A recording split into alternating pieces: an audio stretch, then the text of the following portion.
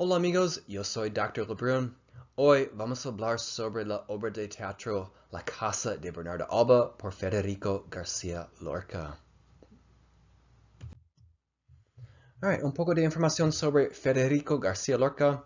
Él fue la primera víctima de la Guerra Civil Española. Él fue poeta y dramaturgo.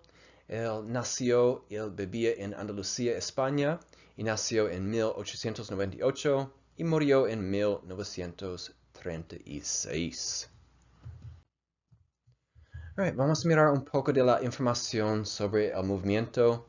La generación de 27 o 1927 es parte de la vanguardia. Los autores tienen ideologías liberales e izquierdistas. Tienen el tema de la antirreligiosidad. Unos símbolos son el mundo de los sueños, la rebeldía y la libertad imaginativa. Unos recursos literarios. Aquí tenemos cromatismo, el uso de colores para dar un sentido. Un acto, la obra tiene 3 actos. Y dramaturgo, una persona que escribe obras de teatro. Ya vamos a mirar un poco de la información cultural. El luto dura por 7 años después de la muerte de un familiar. La familia se vista en ropa negra. La hija mayor tiene que casarse antes de las hijas menores. El novio corteja a la novia desde el balcón. Y las mujeres bordan el ajuar.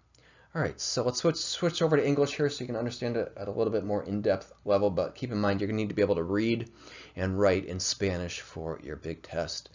Alright, so el luto. El luto is the period of mourning, and some of these traditions come from Andalusia, from southern Spain.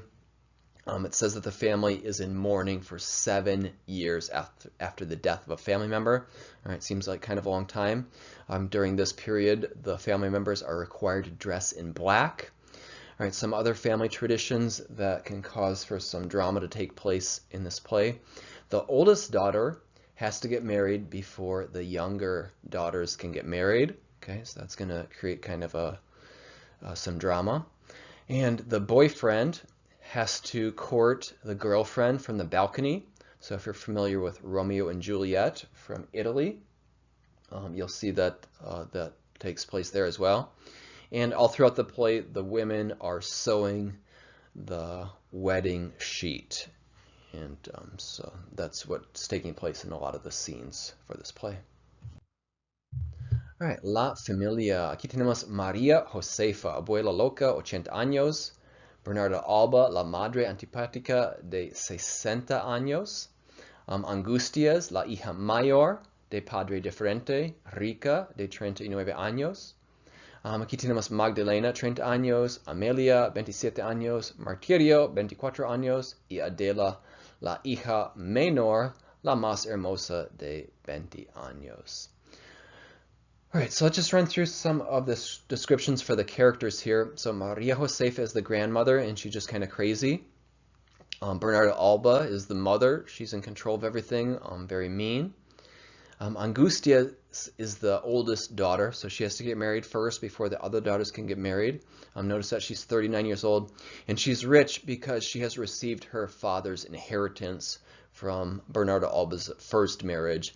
And then the other 4 daughters are poor, and they're from the second husband of Bernarda Alba. So again, this also plays into the conflict, the drama that's going on in this house. Then we've got the other 4 daughters, and then Adela is the youngest and the most beautiful at 20 years old.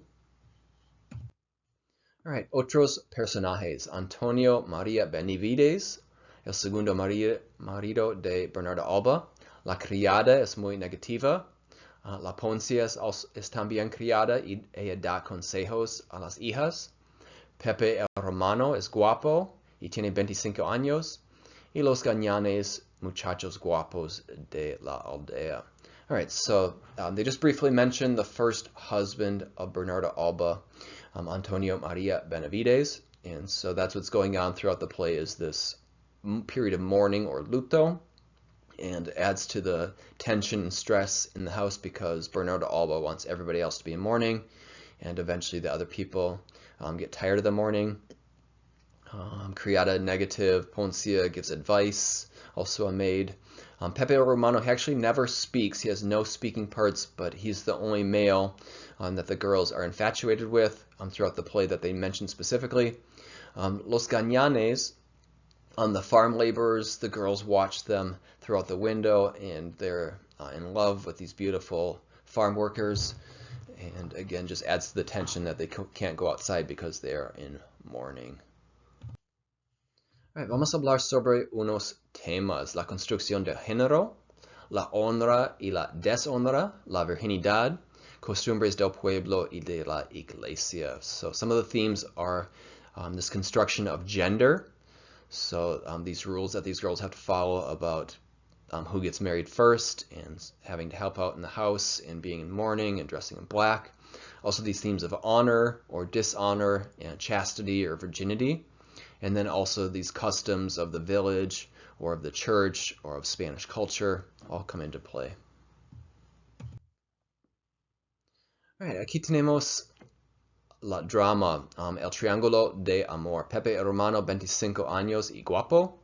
Angustias, 39 años, fea pero rica. Y Adela, 20 años, la más joven y la más hermosa. So both of these girls are after Pepe el Romano. Angustias is officially engaged to Pepe Romano, and Adela is having an affair with Pepe el Romano.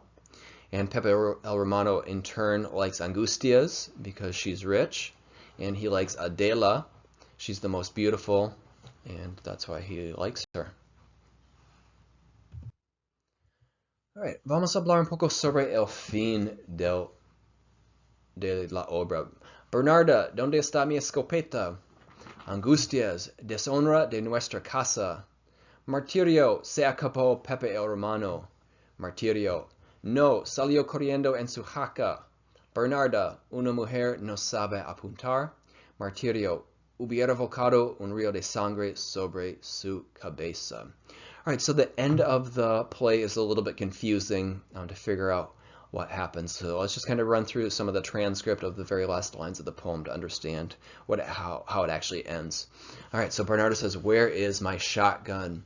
Angustias, dishonor in our house. Martirio. Okay, so Bernarda takes a shot, and Martirio says, oh, Pepe Romano is finished. But then Martirio says, no, he left running on his mare, on his horse. So he does not die. Bernarda shoots at him with her shotgun, but she misses, and Bernarda says, a woman does not know how to aim.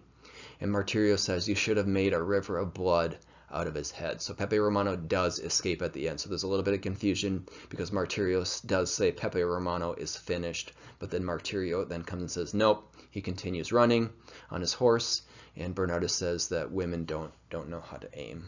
But Martirio says she should have made a fountain of blood out of his head. All right, let's keep going on here to figure out. So Pepe Romano escapes. He's alive. Let's figure out what else happens in the play. Bernarda, Adela, Adela. La Poncia, abre. Bernarda, no creas que los muros defienden de la vergüenza. Bernarda, descolgarla. Bernarda, mi hija ha muerto virgen.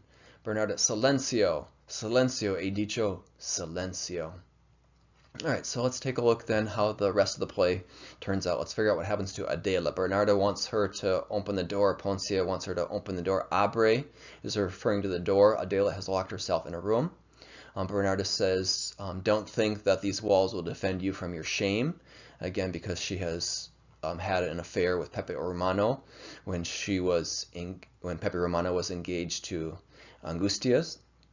And then when they open the door, Bernarda says, descolgarla. So colgar means to hang, so Bernarda means to unhang her. And Adela has committed suicide. Now, in one of the versions of this play that we watch, it ends a little bit differently. She still dies, but not from a hanging. But in the play, officially, she has hung herself, committed suicide. And then Bernarda keeps saying, "My daughter has died a virgin," because it relates to this theme of honor. So that's not actually true, according to what we know from the play. But Bernarda, it's important that the village, that the people believe that Adela has her honor, because otherwise it would bring dishonor to Bernarda and the whole house. And Bernarda keeps saying, silence, silence, I have said silence. So Bernarda doesn't want anybody to say what has happened. She wants to keep all the affairs of what have happened in this house private. All right, so let's take a little bit more in depth about some of this information here. All right, Historia de España en 1930. So, poema Prendimiento de Antonito el Camborio. Hubieras hecho una fuente de sangre con 5 chorros. Asesinación de Lorca en 1936. La guerra civil en España en 1936 a 1939. Y la casa, el color, la drama, la opresión pueden ser metáforas del gobierno de España. So let's take a look at what this play has to do with anything. It's pretty important because it's probably not just a play, but it kind of represents what's going on in Spain at this time period in the 1930s. So previously we talked about the arrest of little Anthony the Camborio. That poem was written in 1933. So things were heating up in Spain at that time period. Remember that Lorca, he says the phrase, you should have made a fountain of blood out of these 5 Guardia Civils, the troops, the army, the military personnel of Spain. And then in 1936, when the Spanish Civil War breaks out, Federico Garcia Lorca is the first victim that they go and get, and they kill him for what he's written. And so he wrote this play in this house, the House of Bernarda Alba.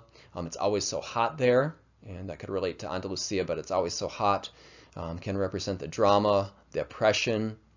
All these things can be metaphors for the government of Spain trying to repress their citizens, trying to control them, and ends up being a civil war in Spain during this time period. So I believe that this play is a metaphor for what's going on in Spain.